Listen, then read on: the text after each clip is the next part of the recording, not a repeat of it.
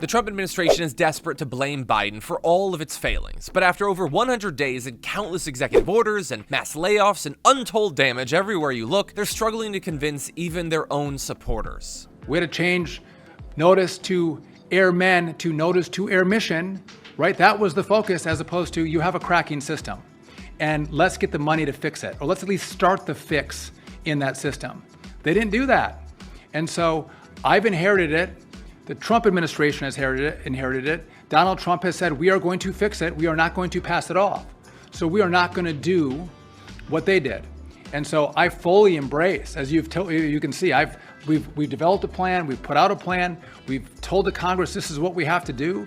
We are not shying away from any problems, but I think it's important to recognize why we have the problems. You didn't get old cracking infrastructure in 100 days. It came from the 4 years before where they chose to do nothing. So let's talk about what the Trump administration is doing moving forward to fix the problems that were left to us from the Biden-Buttigieg administration. Now, while these temporary software fixes that I mentioned earlier that worked on Sunday morning should prevent future outages, the core issue is the telecommunication lines. Here's what we're doing to fix the telecom.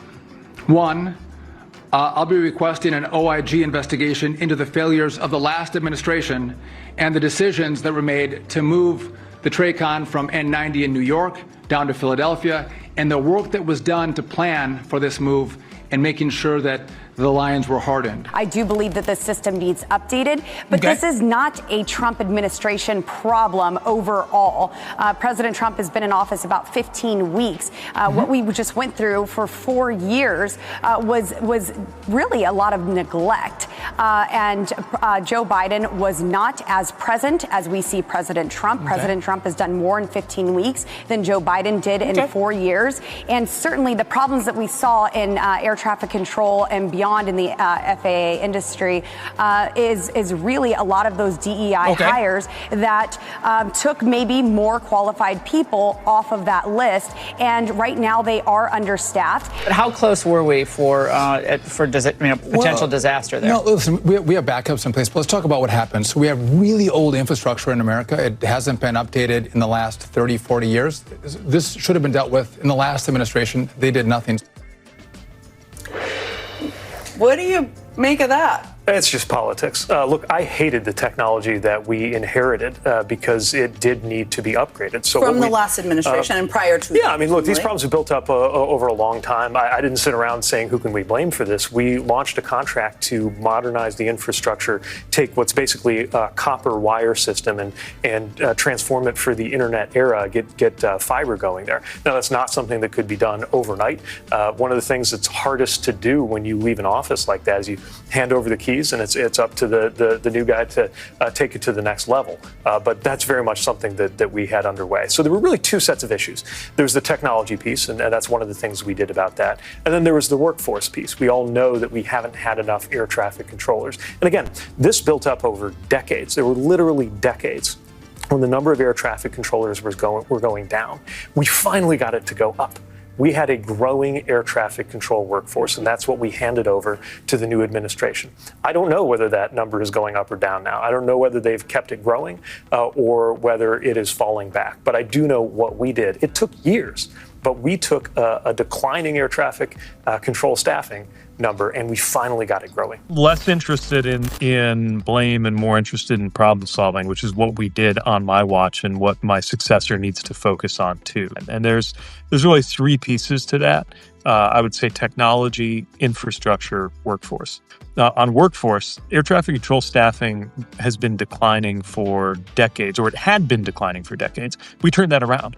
It was still going to take a while to catch up to where it needed to be, but we finally turned around the shrinking air traffic control workforce we had and handed a growing workforce to my successor. That's one piece.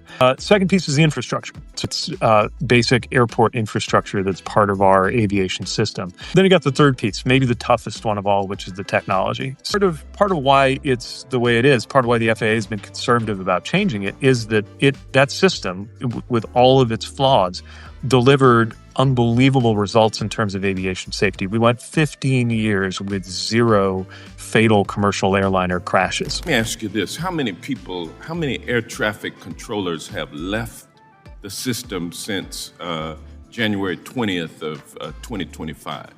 I'm not aware of how many have retired. You don't know, but so could it have been 100? It could have been 1. It could have been 1,000. Could have been 5,000. No. Maybe 2,500? No. 2,000. I don't believe so, sir. I track how many air traffic controllers are in Well, the system. tell us how many have left their jobs since January 20th. I can't tell you that exact number, You sir, won't but I would tell be us happy. that. Your reaction to the Trump administration blaming you for Newark? You know, when you're the Secretary of Transportation, you have a tough job, and your responsibility is to fix tough problems. You don't have time to indulge in trying to point fingers or blame other people. What I can tell you is, we inherited a shrinking air traffic control workforce. We turned it into a growing air traffic control workforce. And my successor's not, of course, asking me for advice, but my advice would be to focus on making sure that it grows and actually delivering the technological change that's needed. We launched the contract to modernize the communications backbone of the FAA, knowing that it wasn't something that could be done in a year or 2 years. If he can achieve an acceleration of that, I will be the first one to be cheering for that. But that takes focus, it takes discipline, it takes integrity. And frankly, there's no time for politics on a mission-critical job like that. Back during the Biden administration, Pete Buttigieg pushed Congress to boost funding so that the FAA could finally hire the thousands of air traffic controllers the system has needed for years. Now, I want you to remember, House Republicans blocked every attempt to get that funding through. They made sure it didn't happen, that those people did not get hired. But after months of disasters, terrible headlines, near misses, and growing public concern, it seems that the pressure may finally be catching up to them. Now, Republicans are suddenly eager to talk about air safety, floating new funding ideas and trying to position themselves as champions of safer skies. The problem is, these fixes aren't instant. Hiring, training, and certifying air traffic controllers takes time, so wouldn't it have been nice to have done it years ago? And the delays caused by early obstruction can't just be undone overnight because now they're true believers. In the meantime, if you can avoid it, probably don't fly from Newark.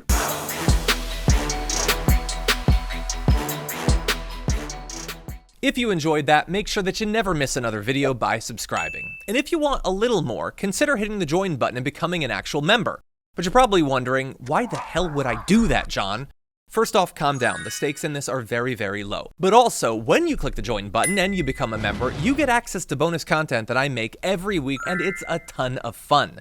You get access to tons of custom emojis and more besides that. By the way, if you join at Tier 3, you even get access to a monthly member hangout with myself and other awesome people, and we always have a great time. By the way, you'll get all that going forward, but you also unlock years of the back catalog. That is literally 100 or more bonus clips, top 10 lists, debates, and more.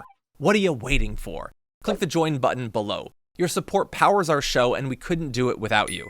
Or at the very least, I wouldn't really want to try. Viewers like you keep me here. So thank you in advance for joining.